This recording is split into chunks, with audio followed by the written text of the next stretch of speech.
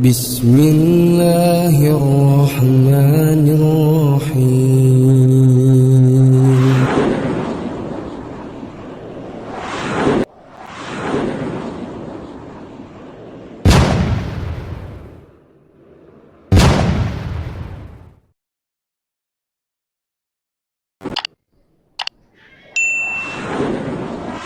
Keluar teng jamaah insyaallah niku malah lebih malah lebih enak. Sahabat dari Lanas TV yang beriman dimanapun Anda berada, ribuan pengikut Islam Jamaah LDI yang menyatakan diri hijrah dan keluar dari kelompok berakidah takfiriyah itu mengungkapkan perasaan puas, senang, bahagia, dan lega karena dalam kesempatan hidup sekali ini mereka masih sempat terbebas dari belenggu doktrin yang sesat menyesatkan itu. Dhewe tidak mementingkan masalah dirinya, jadi mboten mikir awake dhewe ngoten lho istilah ini. Jadi mau mikir masalah pangan dunia ini. Saya setelah menyadari atas kesalahan penyimpangan Jokam, saya tobat kepada Allah. Semoga Allah menerima tobatan saya.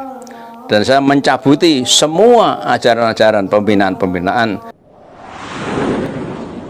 Tidak ada seorang pun mantan pengikut Islam Jamaah LDI yang merasa menyesal telah keluar dari kelompok pendoktrin kesesatan tersebut. Informasi yang menyebutkan bahwa ada sejumlah hijrawan yang bertobat dan kembali ke dalam Islam Jamaah. Berita itu adalah hoax dan tidak dapat dibuktikan sama sekali.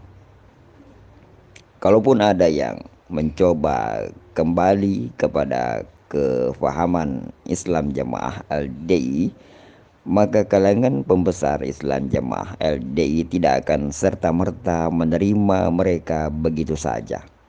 Tentu ada kecurigaan dan upaya memproteksi diri dari kalangan Islam Jamaah terhadap mantannya yang mencoba untuk kembali.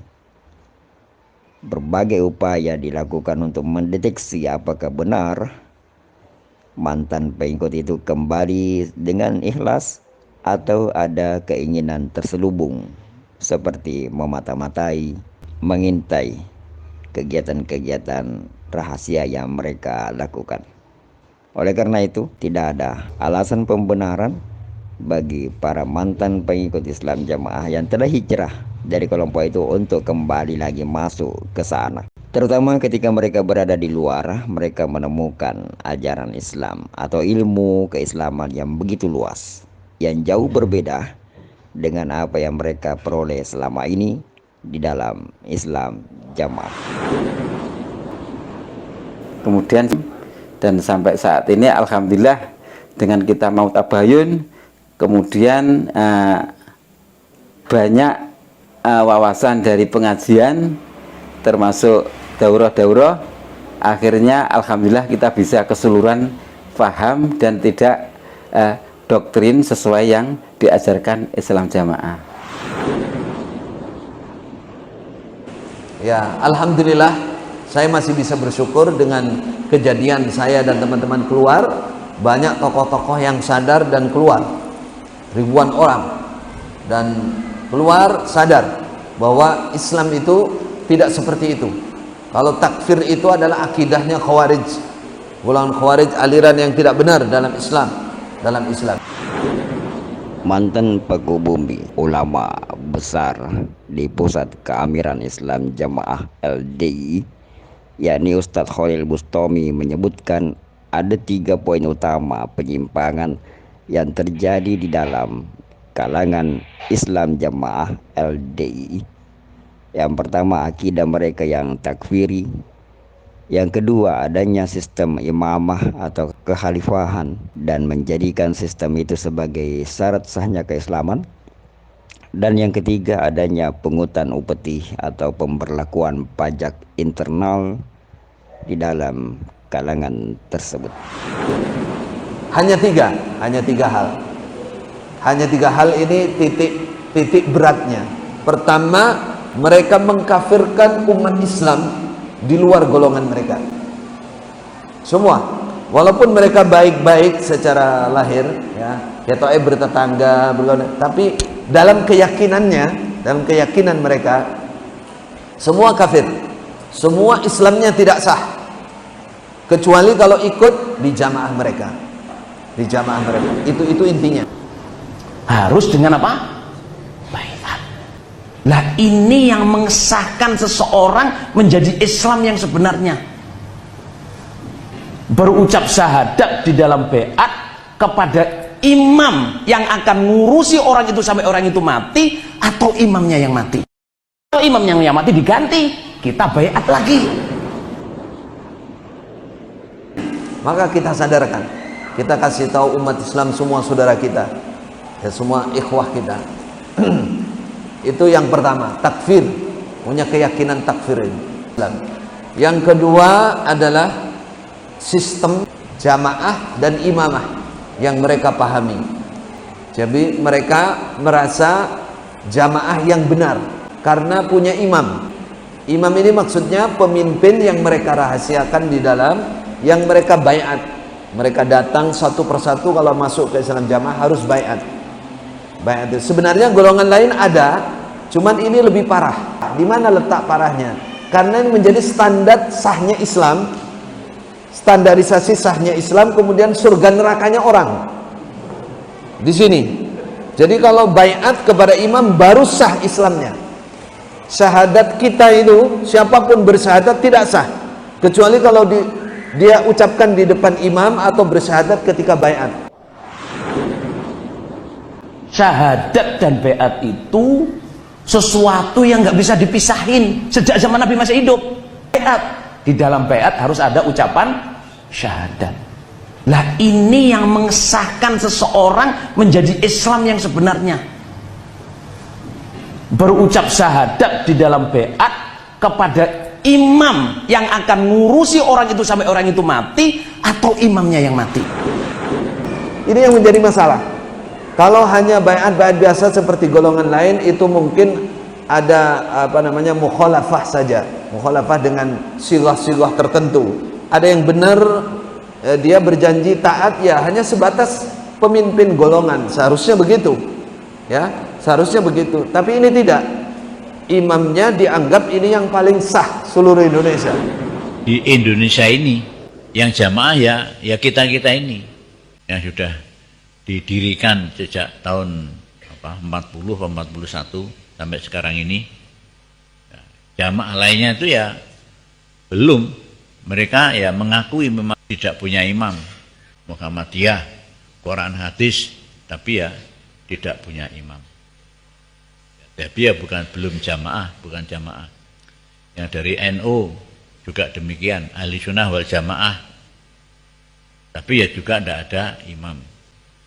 Nah, kita sudah jelas bahwa kita juga sudah mendirikan imaman sejak tahun 41 sampai sekarang inilah. Maka yakin bahwa Quran hadis jamaah ya kita ini, yang dimasukkan surga ya kita ini. Selainnya neraka semua lah ini. Bahkan yang awam tuh sedunia, sehingga mereka berani mengatakan bahwa Mekah itu sesat, Mekah itu menyimpang, dan seterusnya. Seperti saya ini kan keluar dari sana, lulusan sana, dia katakan itu sudah sesat itu, karena Mekahnya sesat. Guru-guru di Mekah itu sesat semua gitu. Yang murni kapan? Yang dulu, yang zaman dulu, tahun kurang lebih tahun 30 sampai 40 katanya, ketika pendiri Islam jamaah belajar di sana menurut mereka. Setelah itu sudah tidak murni lagi. Di Mekah sendiri, di Mekah Madinah itu ya mengalami perubahan. Waktu dulu Pak Zainul Hasan tahun 30 atau 29 sampai 40-41 itu masih murni yang asalnya sebelum ulamanya Wahabi sebelum rajanya Raja Abdul Aziz itu. Di Masjidil Haram itu imamnya 4, Imam Syafi'i, Imam Hambali, Imam Hanafi, Imam Maliki lah. Nah, sehingga sholat itu ya gantian itu loh. Nah, memang orang jahiliyah itu. Itu yang mereka yakini. Jadi yang kedua itu mereka punya sistem jamaah dan imamah menurut mereka sendiri. Tapi dalilnya pakai Quran hadis juga. Quran hadis. Jadi dalil-dalil bab imarah, kekuasaan, khalifah dan itu dipakai oleh mereka. Pakai semuanya. Padahal imamnya itu tersembunyi. Nah, ini saya juga ingin meluruskan 7 tahun. Yang takfir tadi saya lunturkan sedikit-sedikit. Nggak bisa langsung frontal, nggak bisa. Yang bab imamah selalu saya serukan imam jamaah. Saya bahasakan halus begitu. Imam jamaah kita. Nah, imam jamaah kita, pemimpin golongan kita maksudnya. Ya komunitas kita ini harus dipahami seperti itu. Bukan imam yang khalifah, imam yang paling sah, imamul muslimin. Orang Islam nggak bergabung berarti dia nggak punya imam. Kalau nggak punya imam berarti mati jahiliyah. Mereka man mata bi ghairi imamin mata mitatan jahiliyah, man mata wa laisa fi unuqihi bai'atun mata mitatan jahiliyah. Semua dalilnya dari Quran, dari hadis, tapi pengertiannya yang salah. Ini yang kedua. Jadi nanti kalau ketemu punya saudara dikatakan, iya imam kamu itu imam nggak apa-apa, kamu angkat jadi, tapi imam golongan kamu. Golongan kamu saja. Sama dengan di tempat lain juga ada pemimpinnya. Namanya bukan imam tapi ketua. Sama dengan itu, punyamu juga sama. Imam itu bahasa kita ketua, rois. Jadi disadarkan seperti itu. Nggak apa-apa itu kalau kamu anggap sebagai ketua kamu di golongan kamu, nggak ada masalah. Tapi kalau kamu anggap itu penentu surga, imam ini diyakini besok yang akan menuntun surga itu imam itu. Tanpa punya imam nggak bisa masuk surga. Ini kan parah ini. Katanya imamnya besok ini diyakini inilah yang akan membawa kita kepada Rasulullah, bertemu Rasulullah, nanti akan bawa menggiring ke surga dan seterusnya. Kita disaksikan sebagai jamaah di hari kiamat nanti, imam itu akan menyaksikan kita jamaahnya nanti dalam perjalanan akhirat. Yauma nad'u kulla unasim bi imamihim. Harinya saya memanggil manusia dengan imamnya. Jadi jamaah yang di bawah itu perasaannya nggak bisa, jalan lain itu nggak bisa. Islam saja nggak cukup, iman saja nggak cukup, harus berjamaah dengan mereka. Itu yang mereka yakini. Ini jadi disadarkan, dikembalikan ke akal sehatnya, akal normalnya. Soalnya ke doktrin itu nggak normal sudah pikirannya, nggak normal. Yang ketiga, mereka punya tarikan-tarikan sedekah yang diwajibkan. Sebenarnya di golongan lain ada juga, cuman yang ini yang jadi masalah, wajib terus ditentukan jumlahnya seperti zakat itu. Seperti zakat itu ada 10%, ada 5%, 7,5%, ada 2,5%. Ditentukan, kemudian diwajibkan. Persenan, kira-kira udah nangkep belum bisa jamaah? Terus sekarang sedekah zakat.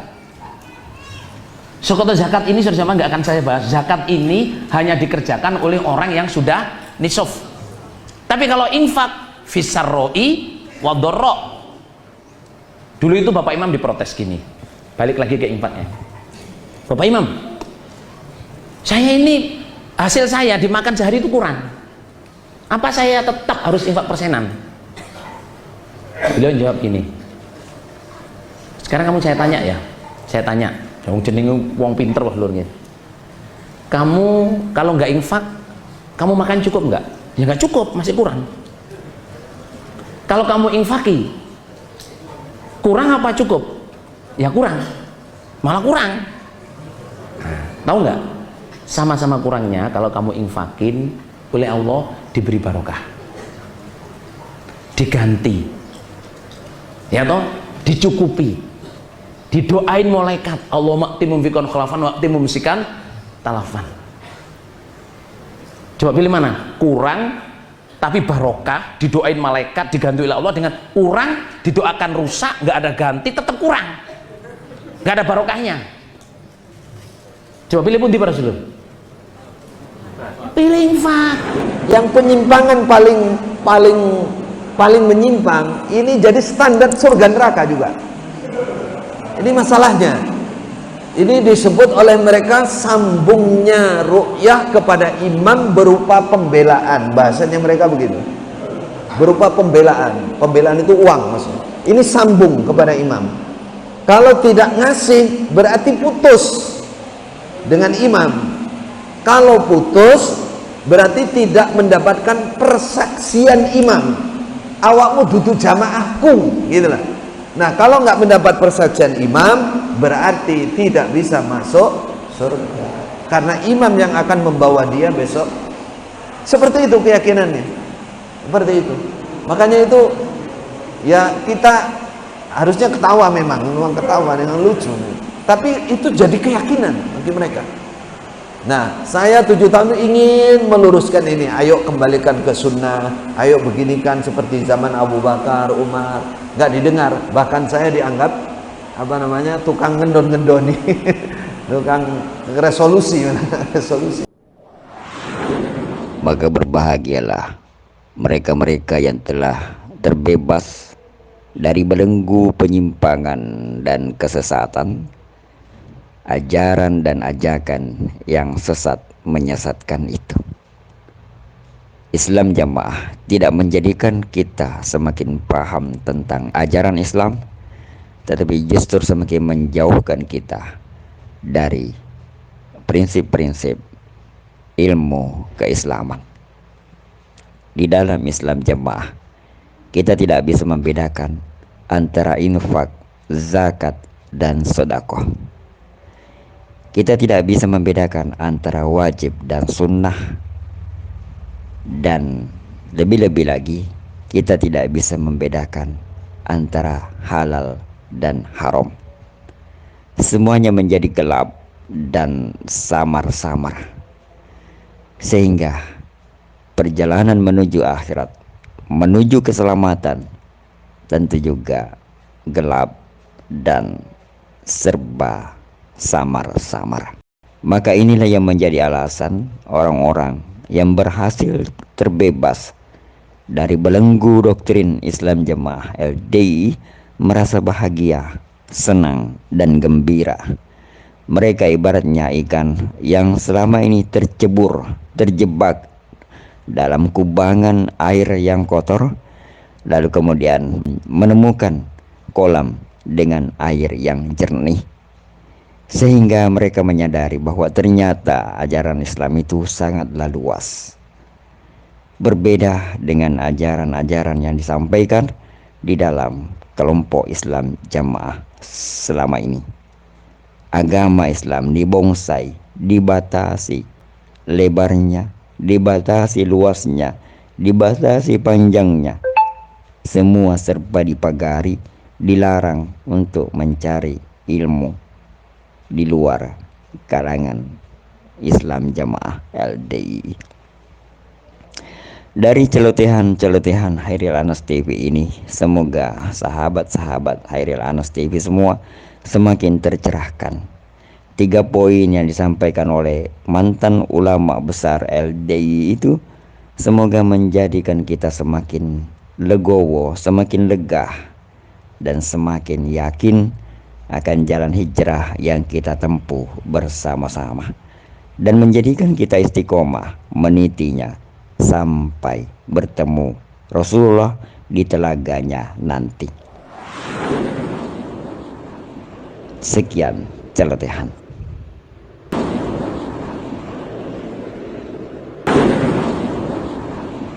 Terima kasih atas perhatian Anda. Sampai jumpa di celotehan Hairil Anas TV berikutnya.